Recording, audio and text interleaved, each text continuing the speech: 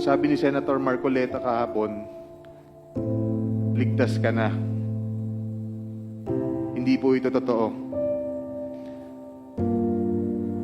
Si Senator Jinggoy Ejercito Estrada, Senator Joel Villanueva, Yusek Robert Bernardo, at D. Alcantara. Si Senator Jinggoy po ay nagbaba ng 355 million ngayong 2025 sa mga ilang projects sa Bulacan.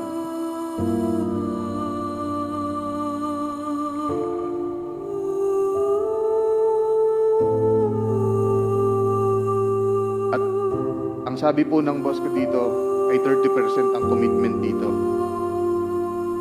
Ang mga projects po na to ay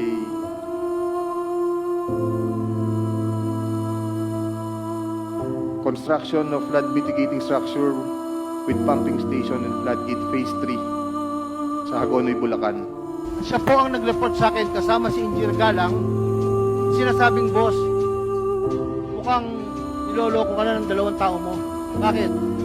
Kasi ilang series po ng meeting na tinatanong ko sila, inventaryo kayo ng mga project natin.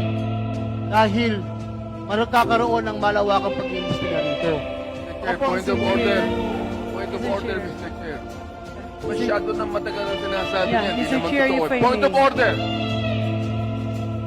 Chair, if I may, Ang sinasabi niya, hindi naman totoo sinasabi niya. Mr. Chair, if I may, very quickly, with due courtesy to the Honorable Abante.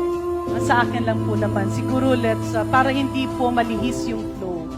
So earlier, nagkaroon po tayo ng testimony kay Engineer Bryce Hernandez.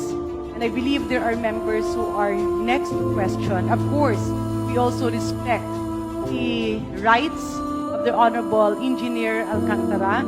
And nandiyan dyan naman po siya. So yung mga ito po, Mr. Chair, ay itatanong rin natin kay Engineer Alcantara. For the meantime, Mr. Chair, may I suggest that we move to the